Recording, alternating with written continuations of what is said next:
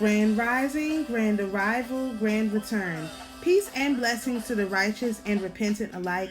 I'm Sophia of the AmaruKhan Band of Indians, and this is your daily transmutation report where we practice manipulating the incoming rays to the earth in a format that best serves our Creator.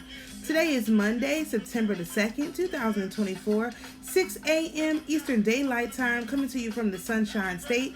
We have the sun at 10 degrees of Virgo.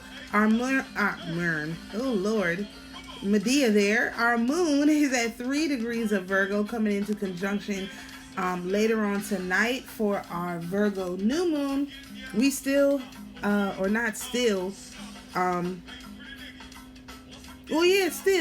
still have this trine going on between Chiron and Mercury that has been going on for a few days.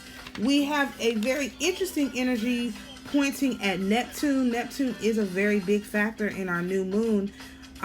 Mars is square with Neptune at 28 degrees. Mars at 28 degrees of Gemini, square with Neptune at 29 degrees of Pisces.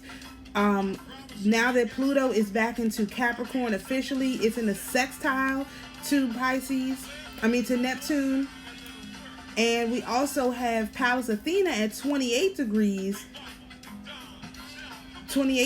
of Scorpio in a trine energy with Neptune. So we have a lot of energies pointing towards Neptune and towards Neptunian themes. Of course, Neptune is spirituality, imagination, transcendence, and also gaslighting. So I would be looking for people trying to sell you a bunch of dreams, especially as it relates to Mars energies, which is our warrior energies, Pallas Athena, which is our wisdom, and Pluto, which is our transformation. I would say a lot of gaslighting around that. If you want a more in-depth look at the astrology, please contact your favorite local astrologer who is more well-equipped to explain to you how all of these different energies are fluctuating.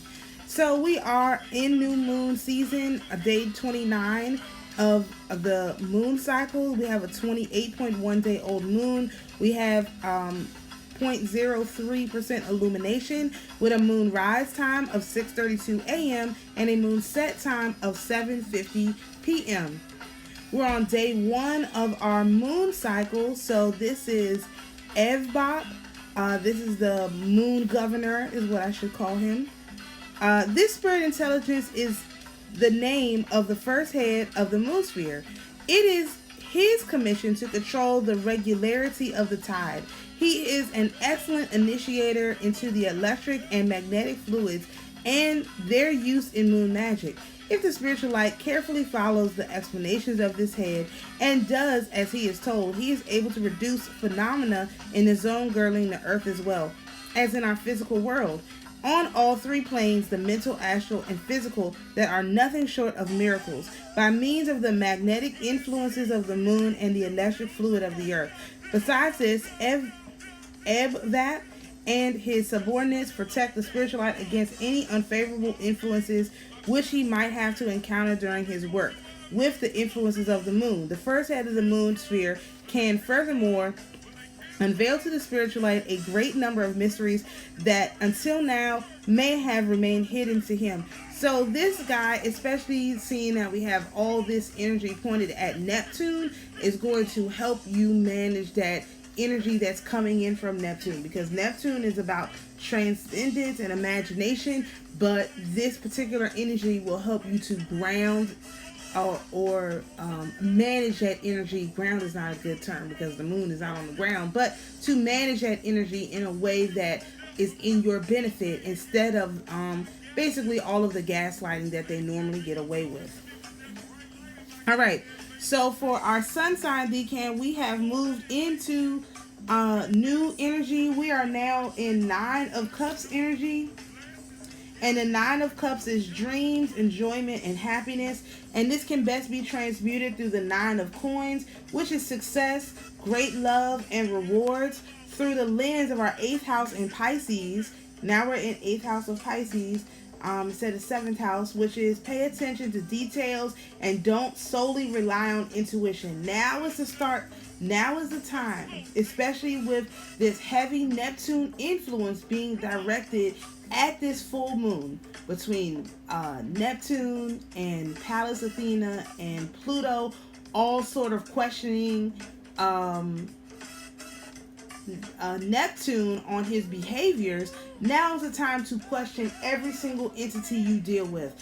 A good rule of thumb is that if you have been working with a entity or deity and things have not been working out, you may not be working with the entity or deity that you think you are. They could be pretending to be them, hiding in their energy. This is something that I am seeing amongst a lot of people a lot of the time. So you want to be very careful to make sure that you're questioning these things, making sure that the things that you ask for are good things, first of all, and that the entities are making it happen in positive ways. And if not, it's time to start questioning those entities to make sure that they are doing what they're supposed to do and that they are who they say they are. Alright, so for our North Node decan, we are in Two of Wands, which is plans, travel, and new ideas. This is our Jezebel card and our outside influence card. And you can best transmute this with the Two of Swords, which is indecision, solutions, difficulties, which is our intuition card, through the lens of the second house in Libra, which is to prefer to work with others and don't want to care for self. So this energy is kind of shifting because now that we have to start questioning if these energies are actually who they say they are, you have to find a way back to yourself, but also find a way to build with others. It has to be people who, again, meet the same criteria as the spirits. If these people are not pouring into you and making your life better, then you have to evaluate them the same way that you evaluate these spirits. Alright, so for our Tree of Life yearly progressions and predictions, we are still in Mercury energy. This is the Ten of Swords, which is sudden ending, failure, and backstabbing. This can be transmuted using the Ten of Wands, which is no perspective, burden, and accomplishment. This is our tunnel vision card through the lens of the ninth house in Gemini, which is learn how to properly use words and wisdom. So again, we're out of Mercury retrograde. The energy is sort of one thing I did want to point out is that Mercury is still traveling very, very slow. So we're still in the shadow of the retrograde. So don't be surprised if you haven't like actually increased how much you talk yet, but do know that now is the time to integrate because Mercury is moving so slow. Now is the time to integrate what you have learned and really get yourself acclimated to this new way of acting in which you are able to achieve things in ways that were impossible before due to the fact that you are focused on your goals. So if you're interested in this type of astrology content, please feel free to join us over on YouTube where my handle is Sophia Spiritualite. And also if you would like to see the full month of these slides, please join us over on Patreon where my handle or our Patreon channel or page is the Schumann Mystery School, and the link is in the description. Thank you so much for joining us for today's daily transmutation report. Peace and blessings, and we'll see you tomorrow.